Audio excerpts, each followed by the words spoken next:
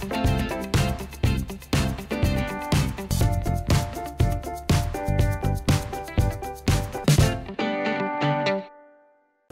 बच्चों, good morning. तो आज हम लोग पढ़ने वाले हैं हमारा नेक्स्ट टॉपिक, जिसका नाम है ग्राम इक्विवेलेंट। और हम लोग आज इस वीडियो में स्टडी करने वाले हैं लॉ ऑफ केमिकल इक्विवेलेंस। अब तक हम लोगों ने स्टडी किया है इक्विवेलेंट क्या होता है, एटॉमिक मास क्या होता है, मॉलिक्यूलर मास क्या होता है। ठीक है, इक्विवेलेंट वेट कैलकुलेट करने के साथ साथ हम लोगों ने उसके डिफरेंट स्पेसीज अगर होंगे, अगर एसिड होगा, बेस होगा, ऑक्सीडाइजिंग एजेंट होंगे, रिड्यूसिंग एजेंट होंगे, कोई भी सॉल्ट होगा, तो उनका इक्विवेलेंट वेट कैसे कैलकुलेट करते हैं, उनके फॉर्मूले मैंने ऑलरेडी आप लोगों को बताए हुए हैं। आज हम लोग देखेंगे कि ग्राम इक्विवेलेंट मतलब क्या होता है। तो जैसे कि हम लोग नंबर ऑफ मोल्स के बारे में बात करते हैं कि number of moles is like a number, right. Moles क्या होते हैं, एक नंबर के जैसे होते हैं। देखो मोल्स कैसे हम लोग डिनोट करते हैं मोल्स को, n के साथ।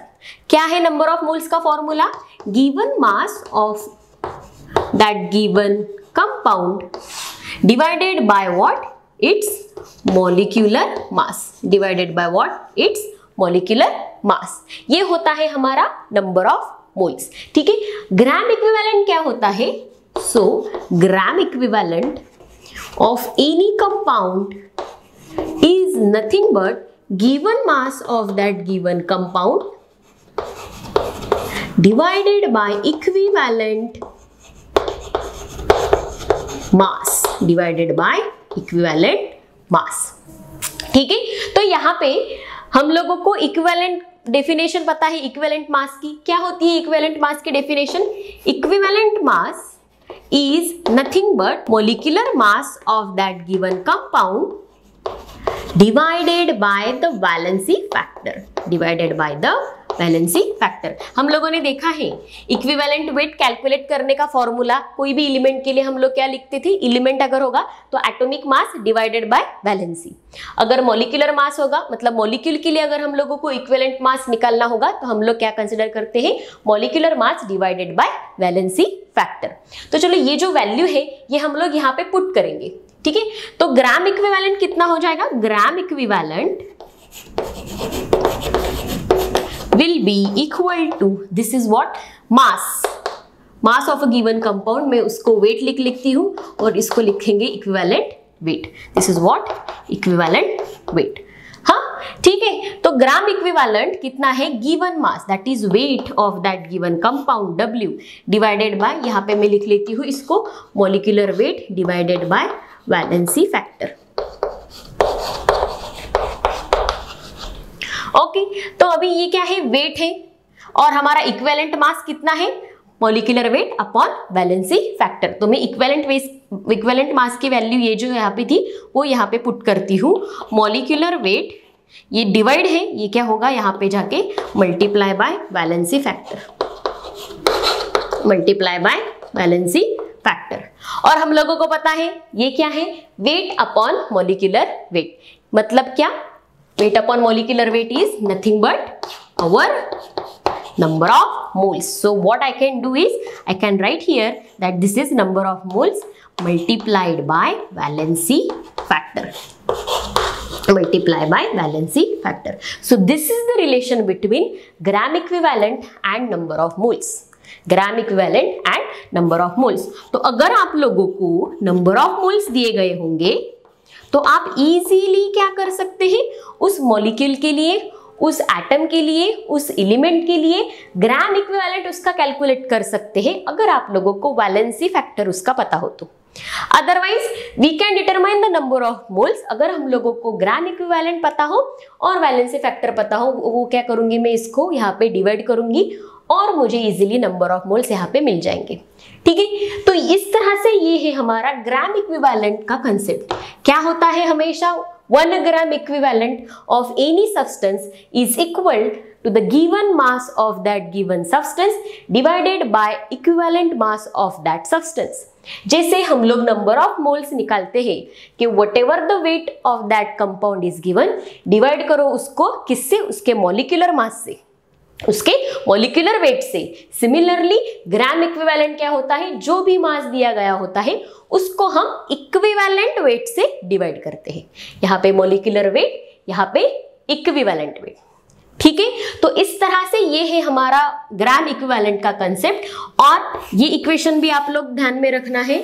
ओके, ये रिलेशन बहुत इंपॉर्टेंट है, क्योंकि देखो ये आप लोगों को फॉर्मूला पता है, ये फॉर्मूला भी आप लोगों को पता है, लेकिन कभी कभी क्या होता है कि ऑप्शंस अलग तरह से देने के कारण क्या होते हैं, हम लोग कंफ्यूज हो जाते हैं। तो हमको कंफ्यूज नहीं होना है यहाँ पे। Okay, so gram equivalent is what, given mass divided by equivalent mass. We know what is equivalent mass for any given element or molecule. It's molecular mass divided by valency factor. ये value मैंने यहाँ पे put की, मुझे ये relation मिल गया। ठीक है, weight upon molecular weight is nothing but number of moles of that given compound. ठीक है, तो ये ग्राम इक्विवेलेंट कंसेप्ट हम लोग यहाँ पे क्यों यूज कर रहे हैं, क्योंकि हमको देखना है क्या, law of equivalence. Law of equivalence, तो चलो देखते हैं हमारा लॉ ऑफ केमिकल इक्विवेलेंस क्या बताता है। कंसिडर करो एक simple reaction, AA plus BB reacts to give CC plus DD. These are our reactants A and B and product C and D. ठीक है, ये जो स्मॉल लेटर्स हैं ये उनके क्या है, कोई भी नंबर ऑफ मोल्स हो सकते हैं। ओके, तो ये हमारे नंबर ऑफ मोल्स हैं। तो क्या है law of chemical equivalence? According to law of chemical equivalence, in a reaction equal gram equivalents of reactant reacts together to give same gram equivalents of product. यहाँ पे क्या होता है, जो भी हमारे ग्राम इक्विवेलेंट्स होते हैं रिएक्टेंट के, वो रिएक्ट होते हैं और हम लोगों को उतने ही नंबर के ग्राम इक्विवेलेंट्स ऑफ प्रोडक्ट यहाँ पे मिलते हैं। मतलब क्या, तो देखो यहाँ पे सपोज करो मेरे पास एक रिएक्शन है जिसमें मैंने लिखा है 4A plus 2B gives 3C plus 5D। मैंने सिर्फ यहाँ पे ये नंबर्स लिख लिए। ठीक है, ये रिएक्शन में हो रहा है। ठीक है, रिएक्शन में ऐसे हो रहा है। तो मैं क्या कह रही हूँ कि इक्विवेलेंट्स, जितने भी number of equivalents of A react होंगे, उतने ही number of equivalents of B उसके साथ रिएक्ट होंगे, और जितने यहाँ पे रिएक्ट हो रहे हैं रिएक्टेंट्स, उतना ही प्रोडक्ट ऑब्वियसली हम लोगों को यहाँ पे मिलने वाला है। तो मैं क्या लिख सकती हूँ, equivalent of A are equal to equivalents of B।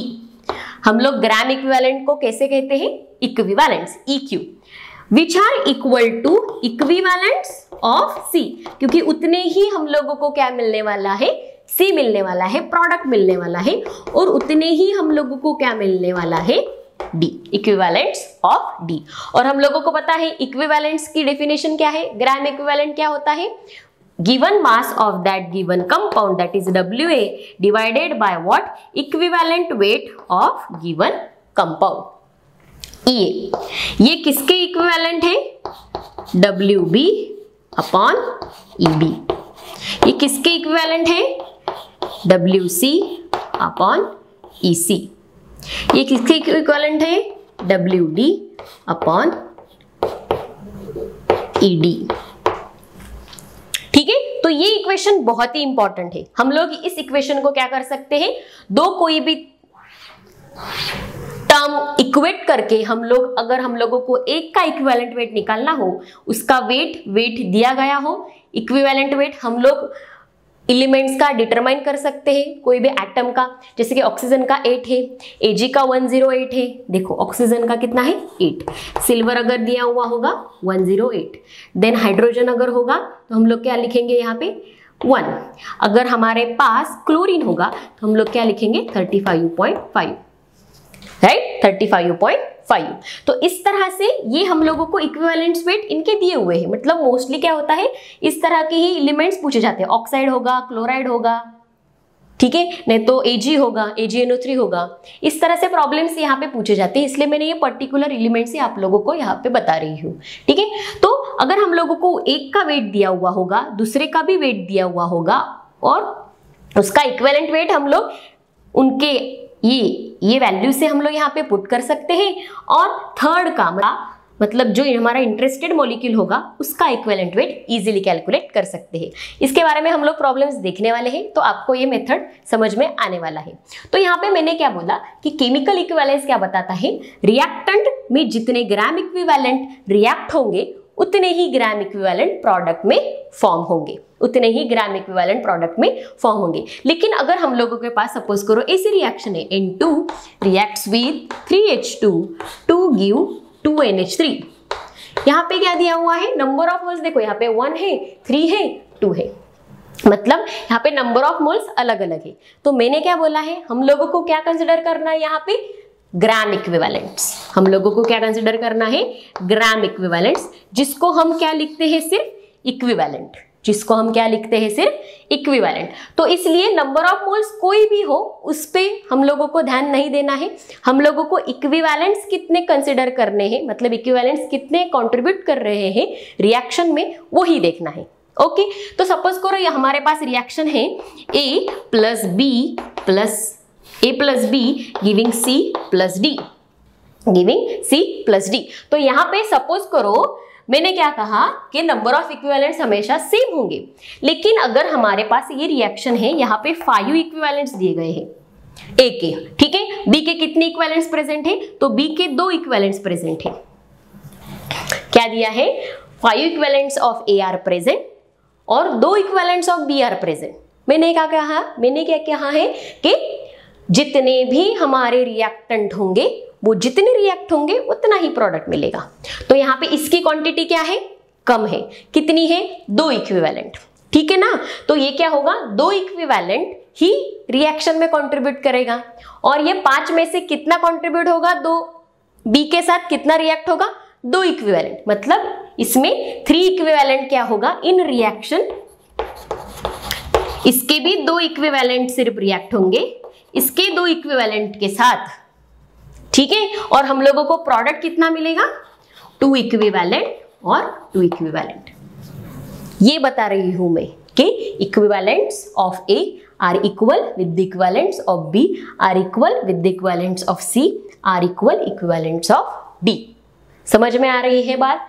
ये 5 है चलेगा, कुछ नहीं, 10 भी होगा फिर भी चलेगा, लेकिन ये कितना है, 2 है, तो उतना ही रिएक्शन होगा, क्योंकि वो हमारा क्या है, एक तरह से लिमिटिंग रिएजेंट, ठीक है ना, जितना लिमिटिंग रिएजेंट होगा उतनी ही रिएक्शन होती है, हम लोगों ने ऑलरेडी ये पढ़ा है। तो यहाँ पे कितने बच गए, 3 इक्विवेलेंट्स हमारे रिएक्शन में बच गए, लेकिन हमारा लॉ ऑफ केमिकल इक्विवेलेंस क्या हो रहा है, सेटिस्फाई हो रहा है।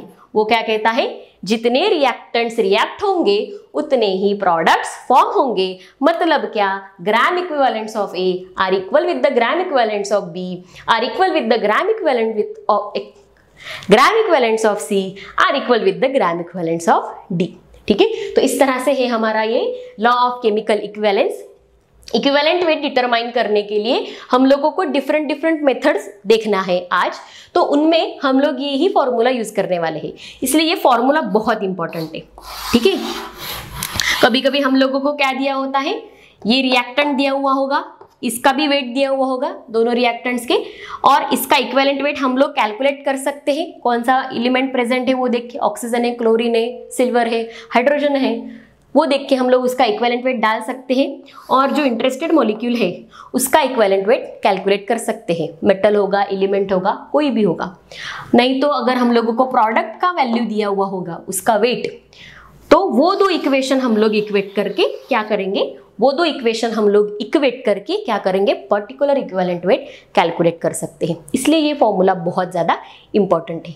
तो चलो देखते हैं अभी हमारा next step, that is determination of equivalent weight. और ये इक्विवेलेंट वेट डिटरमाइन करने के लिए बहुत सारे मेथड्स हैं, वो हम लोग आज इस वीडियो में स्टडी करने वाले हैं। तो चलिए गाइस देखते हैं डिटर्मिनेशन ऑफ इक्विवेलेंट वेट। तो उसके लिए बहुत सारे मेथड्स हैं जिनका यूज करके हम लोग इक्विवेलेंट मास डिटरमाइन कर सकते हैं। हमारा फर्स्ट मेथड है हाइड्रोजन डिस्प्लेसमेंट मेथड। हमारा फर्स्ट मेथड कौन सा है, हाइड्रोजन डिस्प्लेसमेंट मेथड। ये जो रिएक्शन है, हम लोग ये जो मेथड स्टडी कर रहे हैं इक्विवेलेंट मास डिटरमाइन करने के लिए, ये हम कौन से टाइप के इक्विवेलेंट मास डिटरमाइन करने के लिए यूज कर रहे हैं, तो जब भी कोई भी केमिकल रिएक्शन हो रहा होगा और वहां पे हम लोगों को इक्विवेलेंट मास डिटरमाइन करना होगा, तब वहां पे हम लोग कौन सी भी इस प्रकार की मेथड यूज कर सकते हैं डिपेंडिंग अपॉन कौन से रिएक्टेंट मॉलिक्यूल या फिर कौन से प्रोडक्ट मॉलिक्यूल वहां पे हम लोगों को दिए गए हैं। ठीक है, there are around 8 to 10 methods with the help of which we can determine the equivalent mass. हमारी फर्स्ट मेथड है यहाँ पे हाइड्रोजन डिस्प्लेसमेंट मेथड। तो इस हाइड्रोजन डिस्प्लेसमेंट मेथड में क्या होता है कि कोई भी जो रिएक्टिव मेटल्स होते हैं वो हमारे डाइल्यूट एसिड से अगर रिएक्ट हुए तो वहां पे क्या होता है, वो हाइड्रोजन को डिस्प्लेस कर देते हैं। वो क्या करते हैं, हाइड्रोजन को डिस्प्लेस कर देते हैं। इस तरह से रिएक्शन होता है। रिएक्टिव मेटल्स मतलब कौन से हो सकते हैं, मैग्नीशियम, जिंक। ठीक है, इस तरह से कोई भी रिएक्टिव मेटल्स होंगे वो जब एसिड के साथ रिएक्ट होते हैं तब वो क्या फॉर्म करते हैं, हाइड्रोजन को डिस्प्लेस करते हैं। तो मैंने अभी आप लोगों को बताया कि हम लोग यहाँ पे क्या यूज करने वाले हैं, law of chemical equivalence use करने वाले हैं। लॉ ऑफ केमिकल इक्विवेलेंस क्या बताता है, जितना हमारा रिएक्टेंट होंगे, जितने रिएक्टेंट के इक्विवेलेंट्स कंबाइन होंगे उतने ही इक्विवेलेंट्स प्रोडक्ट क्या होंगे, फॉर्म होंगे। तो यहाँ पे हम लोगों को मेटल और H2 इनके ग्राम इक्विवेलेंट्स को क्या करना पड़ेगा, इक्वेट करना पड़ेगा। तो देखो यहाँ पे मैं क्या लिखती हूँ, वेट ऑफ क्या है हमारा, okay I will write in this way, sorry, equivalent of metal, equivalents of metal is equal to equivalents of hydrogen displaced. बराबर, इक्विवेलेंट मतलब क्या, weight of that metal divided by equivalent weight of that metal. वो कितना होगा, weight of hydrogen divided by equivalent weight of hydrogen. बराबर है ना। तो यहाँ पे कितना है इक्विवेलेंट वेट हाइड्रोजन का, 1 है। ठीक है, हम लोगों को रिएक्शन में कोई भी प्रॉब्लम दिया गया होगा वहां पे हम लोगों को वेट दिया हुआ होगा, मेटल का वेट दिया हुआ होगा या फिर मेटल का वेट दिया हुआ होगा और हाइड्रोजन का वेट दिया गया होगा, और इक्विवेलेंट वेट ऑफ हाइड्रोजन कितना है, 1 है ना। और हम लोगों का अगर इक्विवेलेंट वेट ऑफ मेटल पूछा जाए तो हम लोग इस इक्वेशन को इजीली रीअरेंज कर सकते हैं। वो कैसे, हम लोग अभी क्या करेंगे, wait of metal multiply by equivalent weight of hydrogen divided by weight of hydrogen. और इक्विवेलेंट वेट ऑफ हाइड्रोजन कितना है, 1, मतलब वो क्या हो गया, W upon weight of metal divided by weight of hydrogen will give us the equivalent weight of that given metal। तो यहाँ पे मेटल ने कितना हाइड्रोजन डिस्प्लेस किया है, तो जब हाइड्रोजन वहां पे होगा तो हम लोग इस तरह से हमारा इक्वेशन सेट करेंगे। तो हम लोग इस तरह से हमारा इक्वेशन सेट करेंगे। ये इंपॉर्टेंट है बहुत ही ज्यादा। ठीक है, आप लोगों को रिएक्शन लिखना नहीं है, कुछ लिखना नहीं है। जब भी हम लोगों को प्रॉब्लम में इक्विवेलेंट वेट डिटरमाइन करो ऐसा पूछा जाए और वहां पे हाइड्रोजन अगर डिस्प्लेस हो रहा है तो डायरेक्टली आप इस तरह से इक्वेशन सेट करो, इक्वेट करो, wait divided by equivalent weight of that given metal, wait divided by equivalent weight of hydrogen gas. ठीक है, ये फॉर्मूला याद रखना है, हर मेथड में हम लोग वही यूज करने वाले हैं अभी। ठीक है, और इस तरह से हम लोग ये पुट करके इक्विवेलेंट वेट इजीली डिटरमाइन कर सकते हैं। हम लोगों को रिएक्शन में का मेटल का इक्विवेलेंट वेट समझ गया, पता चल गया, तो हम लोग क्या कर सकते हैं, हम लोगों को ये आइडिया आ जाएगा कि कितने इक्विवेलेंट्स रिएक्टेंट के प्रेजेंट थे। बराबर है ना। और यहाँ पे सपोज इसका वैल्यू दिया हुआ है और हम लोगों को वेट पूछा है, ठीक है ना, 4 वैल्यूज है, 4 में से 3 दिए गए होंगे, कोई तो भी एक आप लोगों को पूछा जाएगा डिटरमाइन करने के लिए। ठीक है, इस तरह से है ये फर्स्ट मेथड। आपको ये फॉर्मूला याद रखना है। ठीक है, दिस इज अ ट्रिक कि हाइड्रोजन दिखा, कुछ मेटल दिखा और इक्विवेलेंट वेट डिटरमाइन करने को बोला, तो इस तरह से हम लोग को इक्वेशन राइट कर लेना है। ठीक है, नेक्स्ट मेथड देखो। नेक्स्ट मेथड क्या है, ऑक्साइड फॉर्मेशन मेथड। यहाँ पे क्या होगा, मेटल ऑक्सीजन के साथ रिएक्ट होके हमको मेटल ऑक्साइड मिलेगा। अब हम लोगों को पता है law of chemical equivalence, equivalents of metal are equal to equivalents of oxygen are equal to equivalents of MO2 metal oxide. अगर हम लोगों को प्रॉब्लम में दिया हुआ है मेटल और ऑक्सीजन, इन दोनों के वेट्स प्रॉब्लम में दिए गए होंगे तो हम इन दोनों के ग्राम इक्विवेलेंट्स इक्वेट करेंगे। और अगर हम लोगों को मेटल और MO2 मेटल ऑक्साइड इन दोनों के वेट्स दिए गए होंगे तो हम लोग क्या करेंगे, इन दोनों के ग्राम इक्विवेलेंट्स को इक्वेट करेंगे। कैसे, तो देखो, अगर हम लोगों को मेटल और ऑक्सीजन दिया गया होगा तो हम लोग क्या लिखेंगे, equivalents of metal is equal to equivalent of oxygen, equivalent of oxygen. ठीक है, तो इक्विवेलेंस ऑफ मेटल हम लोग कैसे लिखते हैं, मैंने आपको बताया अभी, weight divided by equivalent weight of metal is equal to equivalence of क्या लिखेंगे, weight of oxygen divided by क्या लिखेंगे हम लोग, इक्विवेलेंट वेट ऑफ ऑक्सीजन। कितना होता है इक्विवेलेंट वेट ऑफ ऑक्सीजन, मैंने अभी बताया 8 होता है। तो मैं क्या करूंगी यहाँ पे, इक्विवेलेंट वेट ऑफ मेटल हम लोगों को जब डिटरमाइन करना होगा तब मैं इक्वेशन रीअरेंज करूंगी और मैं इसको लिखूंगी equivalent weight of metal is equal to weight of that given metal multiply by equivalent weight of O2 divided by weight of O2 divided by weight of O2। और कितना होता है इक्विवेलेंट वेट ऑफ O2, 8। तो मैं यहाँ लिखूंगी wait of metal divided by weight of O2 जो हम लोगों को प्रॉब्लम में दिया गया होगा, मल्टीप्लाई बाय 8 जैसे हम लोगों ने हाइड्रोजन के लिए लिखा उसी तरह से हम लोग यहाँ पे इसके लिए लिख सकते हैं। यहाँ पे मैं 1 भी लिख सकती हूँ, कोई प्रॉब्लम नहीं है, बराबर है ना। और इसका यूनिट क्या हो जाएगा, ग्राम, यहाँ पे भी हो जाएगा ग्राम, in terms of gram.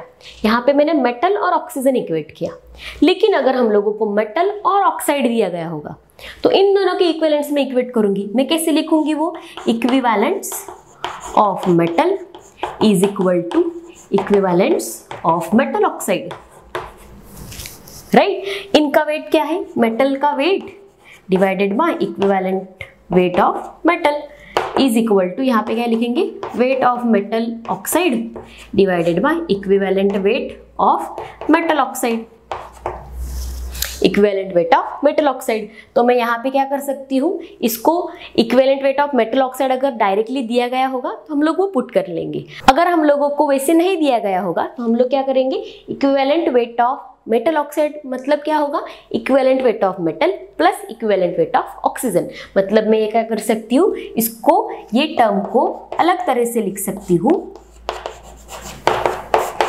Weight of MO2 दिया गया होगा equivalent weight of metal plus equivalent weight of O2, और वो कितना है 8, वो कितना है 8। तो हम लोग इस इक्वेशन को रीअरेंज करके इससे हम लोग क्या कर सकते हैं, equivalent weight of that given metal determine कर सकते हैं, equivalent weight of that given metal determine कर सकते हैं। तो यहाँ पे हम लोगों ने क्या किया, ऑक्साइड फॉर्म किया। यहाँ पे क्या किया, हम लोगों ने यहाँ पे ऑक्साइड फॉर्म किया, और जब ये ऑक्साइड फॉर्म होता है तब वहाँ पे gram equivalents of the reactants will be always equal to the gram equivalents of product going to form। ठीक है, हमारा नेक्स्ट मेथड है क्लोराइड फॉर्मेशन मेथड। जैसे यहाँ पे हम लोगों ने ऑक्साइड फॉर्म किया, यहाँ पे क्या फॉर्म होगा, क्लोराइड। कैसे फॉर्म होगा chloride, metal will react with chlorine to give metal chloride.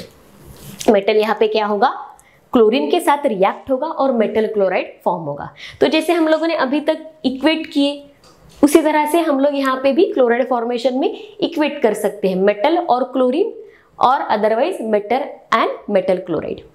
ऐसे प्रकार से हम लोगों को 2 इक्वेशन मिलेंगे। तो मैं 2 इक्वेशन डायरेक्टली लिखूं, अभी आप लोग लिख सकते हो, आपके हिसाब से लिख सकते हो ना, आपके हिसाब से। पहले हम लोग क्या करेंगे, मेटल और क्लोरीन को इक्वेट करेंगे। So equivalent weight of metal is equal to equivalent weight of chlorine, equivalent weight of chlorine. तो यहाँ पे मैं क्या लिखती हूँ, weight of metal divided by equivalent weight of metal, यहाँ पे weight of chlorine divided by equivalent weight of chlorine.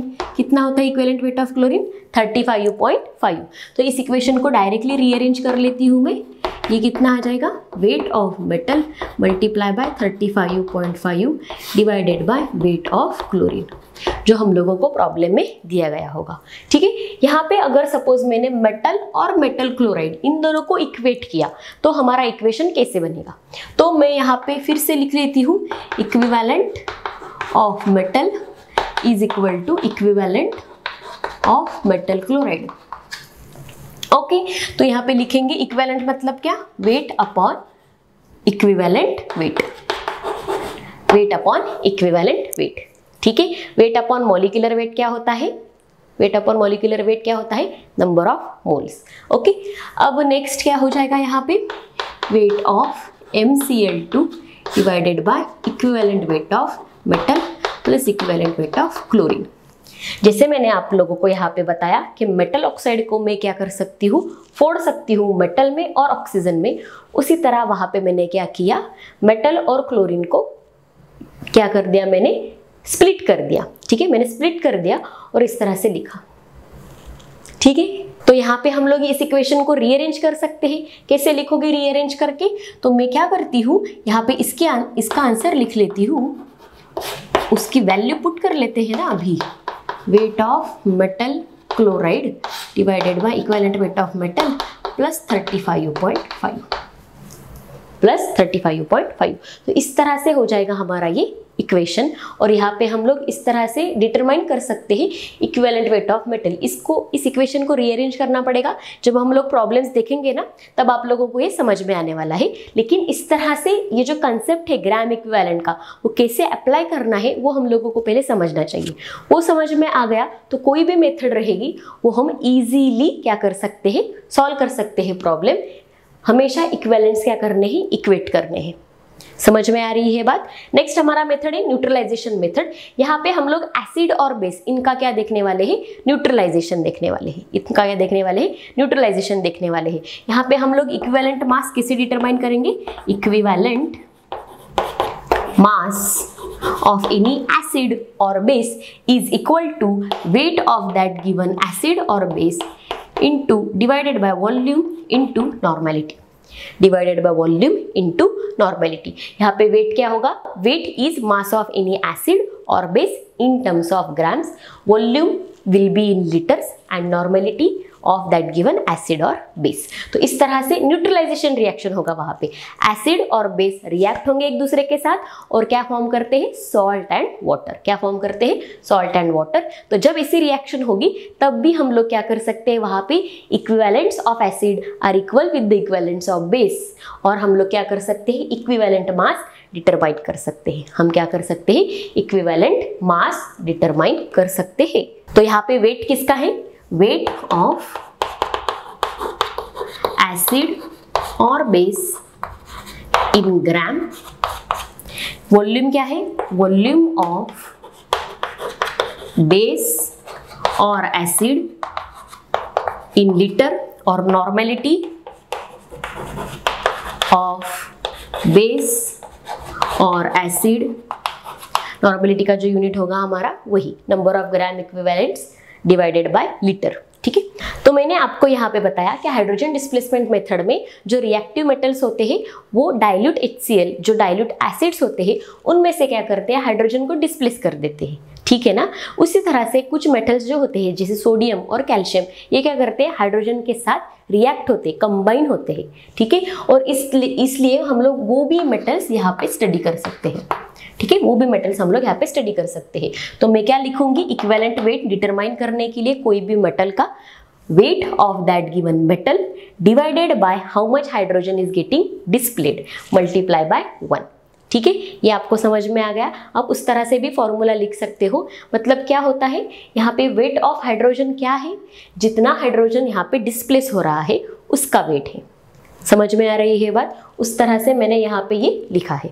ठीक है, तो इस तरह से ये है हमारे 4 मेथड। और हमारे नेक्स्ट मेथड है वो भी देख लेते हैं। तो हमारी नेक्स्ट मेथड है ये मेटल डिस्प्लेसमेंट मेथड। यहाँ पे क्या होगा कि एक मेटल दूसरे मेटल को डिस्प्लेस करेगा। फॉर एग्जांपल सपोज हमारे पास है जिंक, उसकी रिएक्शन हो रही है कॉपर सल्फेट के साथ, तो ये क्या करेगा, कॉपर को डिस्प्लेस करेगा, सल्फेट प्लस कॉपर। तो ये क्या है, मेटल डिस्प्लेसमेंट मेथड। यहाँ पे क्या होता है, 1 gram equivalent of more electropositive metal displaces 1 gram equivalent of less electropositive metal from its salt solution, from its salt solution. तो यहाँ पे हम लोग क्या लिख सकते हैं, weight of that given metal divided by weight of another metal is equal to equivalent weight of first metal divided by equivalent weight of second metal. मैंने सिर्फ ये क्या किया, इंटरचेंज किए। ठीक है, यहाँ पे मैंने ग्राम इक्विवेलेंट लिखते वक्त wait upon equivalent weight, weight upon equivalent wait, लेकिन मैंने वेट एक साइड में लिख लिए और इक्विवेलेंट वेट एक साइड में लिख लिए, जस्ट रीअरेंज कर दिया। ठीक है, तो ये हमारा नेक्स्ट मेथड था मेटल डिस्प्लेसमेंट मेथड, जिसमें क्या होता है, एक मेटल दूसरे मेटल को डिस्प्लेस करता है जिसका ग्राम इक्विवेलेंट, जिसका इलेक्ट्रोपॉजिटिव कैरेक्टर ज्यादा होगा वो क्या करेगा, लेस इलेक्ट्रोपॉजिटिव कैरेक्टर जो एलिमेंट होगा, जो मेटल होगा, उसको डिस्प्लेस कर देता है। ठीक है, तो ये है हमारा मेटल डिस्प्लेसमेंट मेथड। तो जब भी ऐसा प्रॉब्लम दिया गया होगा हमको सेम वे से उसको सॉल्व करना है। इक्विवेलेंट वेट अगर हम लोगों को उसका डिटरमाइन करना हो मेटल नंबर 1 का, तो हम लोग इजीली डिटरमाइन कर सकते हैं। अगर 2 का डिटरमाइन करना हो तो 2 का भी डिटरमाइन कर सकते हैं। ठीक है, नेक्स्ट मेथड है हमारा electrolytic method, that is what, electrolysis method. यहाँ पे क्या होता है, इलेक्ट्रोलिसिस प्रोसीजर होता है। इलेक्ट्रोलिसिस में क्या होता है कि हम लोग 2 इलेक्ट्रोड डिप करते हैं सॉल्यूशन में, और एक होता है एनोड, एक होता है कैथोड। ठीक है, और वहां पे क्या होता है, मेटल का डिस्प्लेसमेंट होता है, इलेक्ट्रोलिसिस प्रोसीजर होती है। ठीक है, इलेक्ट्रोकेमिस्ट्री जब हम लोग पढ़ेंगे तब हम लोग इसको डिटेल में पढ़ने वाले हैं, लेकिन अब यहाँ पे क्या होगा, इलेक्ट्रोलाइटिक मेथड द्वारा हम लोग क्या कर सकते हैं, इक्विवेलेंट वेट डिटरमाइन कर सकते हैं मेटल का। ठीक है, इक्विवेलेंट वेट हम लोग क्या कर सकते हैं, मेटल का डिटरमाइन कर सकते हैं। तो यहाँ पे the quantity of substance which is going to react at electrodes when 1 Faraday of electricity is passed, which is equal to its gram equivalent mass। क्या होगा, वो उसके ग्राम इक्विवेलेंट मास के साथ इक्वल होगा। ठीक है, सो इलेक्ट्रोलाइटिक मेथड में हम लोग क्या करते हैं, the quantity of substance that reacts eight the electrode, जो इलेक्ट्रोड पे रिएक्ट होते हैं। यहाँ पे क्या होता है, एक ऐसे कंटेनर होता है, 2 इलेक्ट्रोड होते हैं जो बैटरी को कनेक्टेड किए गए होते हैं। ठीक है, यहाँ पे हमारा सॉल्यूशन होता है, ये इलेक्ट्रोड डीप किए गए हैं, एक होता है एनोड, एक होता है कैथोड। ओके, तो यहाँ पे the quantity of substance which are going to react at the electrode, तो एक का होता है ऑक्सीडेशन, एक पे होता है रिडक्शन। ठीक है, तो इलेक्ट्रोड पे क्या होता है, जो रिएक्ट होते हैं सॉल्यूशन में, और वो इलेक्ट्रोड पे डिपॉजिट होता है metal when 1 Faraday of electricity. ये कब होता है, जब 1 फैराडे ऑफ इलेक्ट्रिसिटी क्या होती है, पास होती है हमारे सॉल्यूशन से। ये क्या कर रहे हैं हम लोग, यहाँ से इलेक्ट्रिसिटी पास करते हैं, which is equal to its gram equivalent mass. जब वो इलेक्ट्रिसिटी उसके ग्राम इक्विवेलेंट मास के इक्वल होगा तब वहाँ पे क्या होती है, रिएक्शन होती है। समझ में आ गई बात। तो इसीलिए मैंने यहाँ पे लिखा है gram equivalent mass is equal to electrochemical equivalent into 96500 coulombs. Okay, so this is one equation of gram equivalent mass for electrolytic method. Okay, तो यहाँ पे हम लोगों को अगर इक्विवेलेंट वेट डिटरमाइन करना होगा तो हम लोग को कैसे डिटरमाइन करेंगे, so the ratio of these masses of 2 metals which are getting deposited by same quantity of electricity। Same quantity of electricity हम लोग क्या करेंगे, 2 अलग अलग मेटल के सॉल्यूशन से पास करेंगे, और हम लोगों को कितना मेटल का वेट, कितने मेटल डिपॉजिट होंगे, उनका रेशियो ऑफ मासेस क्या होता है, it is equal to the ratio of their equivalent weight, to the ratio of their equivalent weight। तो W1 upon W2 is equal to E1 upon E2। ठीक है, ये हो गई हमारी next method which is a electrolytic method. उसके next method है हमारी वोलाटाइल क्लोराइड मेथड। ठीक है, this is what volatile chloride method. ये मेथड हम लोग एटॉमिक वेट डिटरमाइन करने के लिए भी यूज करते हैं। इस मेथड से हम लोगों को वैलेंसी पता चलती है। ठीक है, लेकिन वहां पे हम लोगों को इक्विवेलेंट वेट दिया गया होगा, या फिर हम लोगों को इस मेथड द्वारा इक्विवेलेंट वेट कैलकुलेट करना पड़ेगा इस तरह से। और ये अगर हम लोगों को इक्विवेलेंट वेट मिल गया तो हम लोग डायरेक्टली एटॉमिक वेट डिटरमाइन कर सकते हैं। ठीक है, एटॉमिक वेट डिटरमाइन करने के लिए हमारा फॉर्मूला क्या है, इक्विवेलेंट वेट इनटू वैलेंसी। तो ये वोलाटाइल क्लोराइड मेथड है। यहाँ पे हम लोगों को वेपर डेंसिटी दी गई होगी। कब हम लोगों को ये मेथड यूज करना है, जब हम लोगों को वेपर डेंसिटी दी गई होगी। ये वेपर डेंसिटी हम लोग कौन से मॉलिक्यूल्स के लिए यूज करते हैं, जो वोलाटाइल होते हैं। इसीलिए यहाँ पे हम बोला है ना वोलाटाइल क्लोराइड मेथड। ऐसे क्लोराइड जो वोलाटाइल होंगे उनकी वेपर डेंसिटी की वैल्यू हम लोगों को दी गई होगी, उसको हम लोग 2 से मल्टीप्लाई करेंगे, E + 35.5 ये उसका इक्वेशन है। लेकिन हम लोगों को यहाँ पे क्या पता करना है, इक्विवेलेंट वेट। हम लोगों को क्या दी गई होगी, वैलेंसी। ठीक है, इस तरह से मैंने इस इक्वेशन को रीअरेंज किया और इक्विवेलेंट वेट डिटरमाइन करने के फॉर्म में लिख लिया। राइट, नेक्स्ट मेथड है हमारी डबल डिकम्पोजिशन मेथड। तो यहाँ क्या हो रहा है कि AB रिएक्टिंग विथ CD, यहाँ पे क्या आएगा, AB reacting with CD, it is giving AD and CB। यहाँ पे डबल डिकम्पोजिशन हो रहा है। डबल डिकम्पोजिशन हो रहा है। तो मैं यहाँ पे क्या लिख सकती हूँ कि masses of AB divided by masses of AD are equal to the equivalent weight of AB divided by equivalent weight of AD। लेकिन यहाँ पे क्या है, AB और AD ये क्या हो रहा है, मॉलिक्यूल्स का दो मॉलिक्यूल्स मतलब दो एटम्स कंबाइन हुए थे, वो दूसरे दो एटम्स के साथ कंबाइन हुए, दो एटम्स दूसरे दो के साथ कंबाइन हुए, तो यहाँ पे इंटरचेंज हो गया। यहाँ पे क्या हो रहा है, इंटरचेंज हो रहा है और AD और CB फॉर्म हो रहे हैं। तो हम लोगों को अगर कितना मास ऑफ AB और कितना मास ऑफ AD ये दिया गया होगा रिएक्शन में, हमारे प्रॉब्लम में, तो हम लोग इक्विवेलेंट वेट उनके क्या कर सकते हैं, इक्वेट कर सकते हैं। जैसे कि M डिवाइडेड बाय दिस, तो मैं यहाँ पे लिखूंगी equivalent weight of AB divided by equivalent weight of AD। तो मैंने आप लोगों को क्या कहा कि ये दो अलग अलग है, एटम्स है, दो लोग अलग अलग है, तो मैं क्या करती हूँ, इनके इक्विवेलेंट वेट्स को स्प्लिट करती हूँ। तो इनका जो इक्विवेलेंट वेट होगा which will be the sum of equivalent weight of that particular atoms, equivalent weight of A plus equivalent weight of B। ये कोवैलेंट कंपाउंड्स के लिए हम लोग लिख सकते हैं equivalent weight of A plus equivalent weight of D। इस तरह से अगर हमारे पास सॉल्ट और PPT हो तो हम लोग इस इक्वेशन को रीअरेंज कर लेंगे डबल डिकम्पोजिशन मेथड के द्वारा, और यहाँ पे सेम ही है, क्या है, mass upon E, mass upon E, लेकिन यहाँ पे क्या दिया है, सॉल्ट और PPT। तो mass of salt taken divided by mass of PPT obtain is equal to equivalent mass of salt divided by equivalent mass of salt in PPT। तो इस तरह से रीअरेंज किया हुआ है, वही फॉर्मूला है हमारा, हर जगह हम लोग वही यूज कर रहे हैं। लेकिन हम लोग क्या देख रहे हैं, यहाँ पे डिफरेंस क्या है, किस टाइप का मॉलिक्यूल है, किस टाइप की मेथड है, किस टाइप की रिएक्शन हो रही है, किस टाइप के मॉलिक्यूल्स प्रेजेंट है। समझ में आ रही है बात, ठीक है। हमारा नेक्स्ट मेथड है कन्वर्जन मेथड। इस कन्वर्जन मेथड में हम लोगों को क्या देखना है कि one compound of metal is getting converted to another metal, is converting into another compound, sorry, but with the same metal. देखो क्या बोला मैंने, when one compound of metal converted to another compound of same metal, then mass of the compound 1 divided by mass of the compound 2 is equal to equivalent weight of metal plus equivalent mass of that given radical 1 divided by equivalent weight of that given metal plus equivalent mass of the radical number 2। तो यहाँ पे एक metal क्या कर रहा है, एक form में वो प्रेजेंट था शुरुआत में, और उसके बाद उसने क्या किया, दूसरे रेडिकल के साथ रिएक्ट करके उसके साथ कंबाइन होके प्रोडक्ट फॉर्म किया। तो हम लोग उसका इक्विवेलेंट वेट ऑफ मेटल कैसे डिटरमाइन करेंगे, तो इस तरह से mass mass equal to equivalent equivalent, metal plus radical 1 metal plus radical 2, split कर दिया सिर्फ। समझ में आ रही है बात। नेक्स्ट एंड लास्ट मेथड हमारा जो है वो है सिल्वर सॉल्ट मेथड। क्या है हमारा सिल्वर सॉल्ट मेथड, जो यूज होता है मोस्टली फॉर ऑर्गेनिक एसिड्स और कार्बोनिक एसिड्स।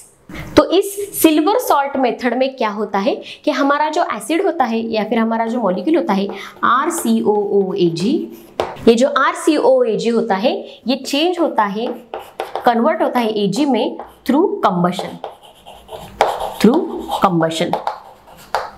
तो हम लोग क्या कह सकते हैं यहाँ पे, इसका इक्विवेलेंट जितना प्रेजेंट होगा उतना ही Ag का इक्विवेलेंट हम लोगों को मिलेगा, बराबर है ना। तो यहाँ पे मैंने वही किया है, equivalents of RCOAG divided by equivalents of Ag is equal to weight of this divided by weight of Ag, weight of silver. तो यहाँ पे मैंने ये इक्वेट कर लिया, इक्विवेलेंट वेट एक साइड में ले लिए, वेट एक साइड में ले लिया, और इस तरह से हमारी सिल्वर सॉल्ट मेथड हो गई। सेम फॉर्मूला यूज करना है बार बार, weight upon weight of 1 divided by weight of 2 is equal to E1 upon E2। जो वैल्यू हम लोगों को डिटरमाइन करना है वो न्यूमरेटर में डाल दो, इजीली आपको फॉर्मूला आपका सेट हो जाएगा, ठीक है। Equivalent mass of acid is equal to 108 which is equivalent mass of Ag, silver का इक्विवेलेंट वेट है, multiply by mass of silver salt, जो भी सिल्वर सॉल्ट फॉर्म होने वाला है वो, divided by mass of Ag metal, ठीक है, divided by mass of Ag metal, जो भी हमारा रिएक्टेंट मॉलिक्यूल होगा सिल्वर का सॉल्ट और Ag।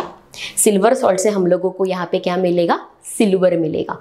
तो ये हो गई हमारी सिल्वर सॉल्ट मेथड जहाँ पे Ag का इन्वॉल्वमेंट है, ठीक है, जहाँ पे Ag मतलब क्या, सिल्वर का इन्वॉल्वमेंट है।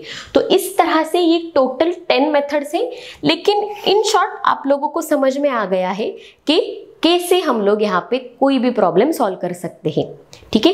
इक्विवेलेंट मास अगर आप लोगों को डिटरमाइन करना हो तो मैंने सारे मेथड यहाँ पे कवर कर लिए हैं। टोटल 10 मेथड्स हैं हमारे, 10 मेथड्स, उनके यूज करके हम लोग इक्विवेलेंट मास कोई भी रिएक्शन का डिटरमाइन कर सकते हैं। बहुत ही इजी फॉर्मूला है हमारा, weight upon equivalent weight is equal to weight upon equivalent weight. Gram equivalents क्या करना पड़ता है, इक्वेट। ग्राम इक्विवेलेंट्स क्या करने हैं, इक्वेट करने हैं दो चीज़ों के जो भी दी गए होंगे। समझ में आ रही है बात।